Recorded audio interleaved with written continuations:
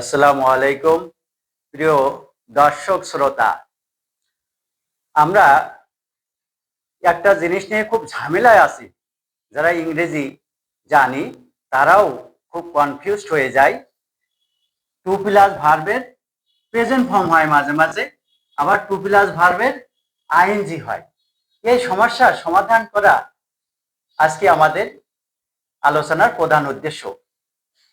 দেখি কিভাবে এটা সমস্যার সমাধান করা যায়।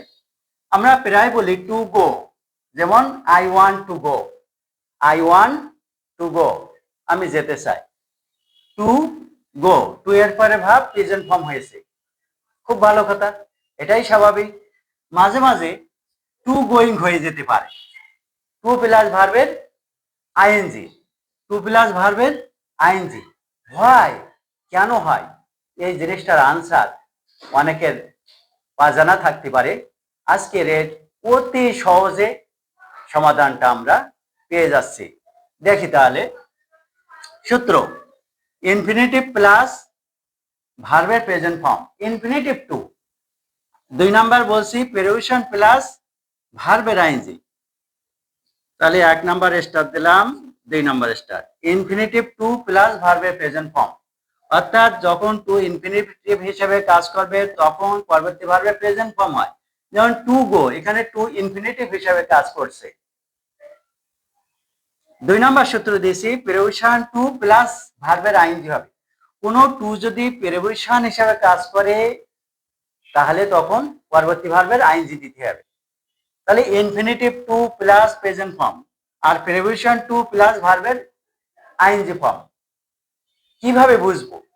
এইটাই হলো আসল mystery. Let us solve the matter.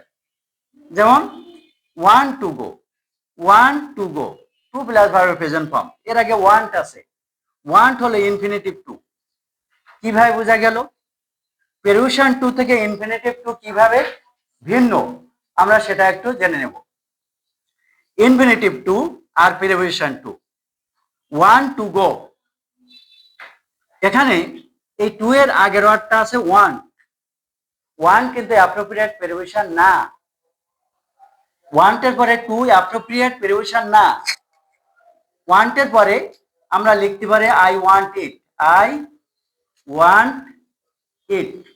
তাহলে ওয়ান্টের পরে প্রেপোজিশন টু আনা কিন্তু বাধ্যতামূলক না। যে ওয়ার্ডটার পরে টু আনা বাধ্যতামূলক সেইটা হলো প্রেপোজিশন টু, মনে রাখতে হবে। আর যার পরে টু আনা বাধ্যতামূলক না সেটা ইনফিনিটিভ টু। আবার বলি, আই ওয়ান্ট টু গো, এখানে ওয়ান্টের পরে টু সবসময় বাধ্যতামূলক না। আই ওয়ান্ট এ বুক, ওয়ান্টের পরে কিন্তু টু আনি নাই, তাহলে বুঝে যাচ্ছে এটা ইনফিনিটিভ টু, এটা প্রেপোজিশন টু না। প্রেপোজিশন টু যদি হয় তাহলে নিচেরটা উদাহরণটা দেখি, যেমন অ্যাভার্স টু। আমরা অ্যাভার্স ওয়ার্ডটা যখন আনবো অ্যাভার্স এর পরে টু আনতেই হবে, অর্থাৎ এটা অ্যাপ্রোপ্রিয়েট প্রেপোজিশন।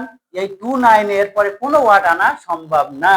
যেমন I am averse two going, আমি যেতে অনিচ্ছুক, অ্যাভার্স অনিচ্ছুক, I am averse two going. তাহলে দেখা যাচ্ছে অ্যাভার্স টু এটা অ্যাপ্রোপ্রিয়েট প্রেপোজিশনের তালিকায় আমরা দেখেছি। অ্যাভার্স টু, আর কি আছে?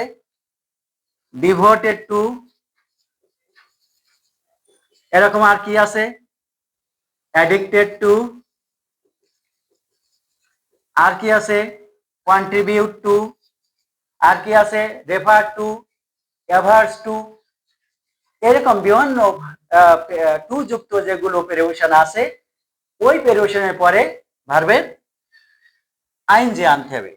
যেমন প্রেফার টু, আরেকটা মনে পড়লো প্রেফার টু, এইগুলো আরেকটা মনে পড়লো refer to, R E F E R, refer to, এগুলো হলো কি অ্যাপ্রোপ্রিয়েট প্রেপোজিশন। এইগুলো টু এর পরে ভার্বে অবশ্যই আইএনজি আনতে হবে। আবার বলি, টু এর আগের ওয়ার্ড যদি অ্যাটাচড হয় তাহলে অ্যাপ্রোপ্রিয়েট প্রেপোজিশন মনে করব। যেমন অ্যাভার্স আনলে টু আনতে হবে, এই দুটো একেবারে অ্যাটাচ করা, আইএনজি হবে। অ্যাভার্স টু গোয়িং, আমরা যে কোনো প্রেপোজিশন আসলে আইএনজি হয়, walk, one, for, to, with, without. কখনো টু যদি প্রেপোজিশন হিসাবে আসে সেটাও আইএনজি হবে, সন্দেহের কোনো অবকাশ নাই। কিন্তু যদি এটা ডিটেলসড হয়, যেমন ওয়ান্টের পরে টু, ওয়ান্টের পরে টু এটা কিন্তু বাধ্যতামূলক না, ওয়ান্টের পরে টু নাই, আই ওয়ান্ট এ বুক হতে পারে।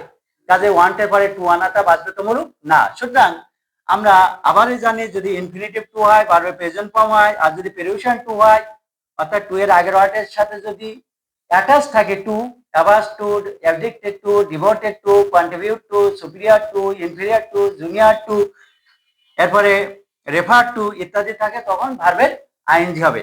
আমার মনে হয় এই জটিলতা নিরসন হয়ে গেছে। ধন্যবাদ সকলকে। আবার দেখা হবে। ছোটখাটো এই জিনিসগুলো, ছোটখাটো সমস্যাগুলো এই ছোট্ট ছোট্ট ক্লাসের মাধ্যমে আমরা সমাধান করতে পারবো। যদিও ছোট, এটা কিন্তু মহামূল্যবান। তাই ডক্টর ইউনুস বলেছিলেন স্মল ইজ গ্রেট। এরকম ছোট ছোট সূত্রগুলো অনেক ইনভ্যালুয়েবল এবং বড় কিছু যদি শেখা যায়, মনে রাখা যায়। ধন্যবাদ সকলকে। আবার দেখা হবে। কমেন্ট করুন কেমন লেগেছে।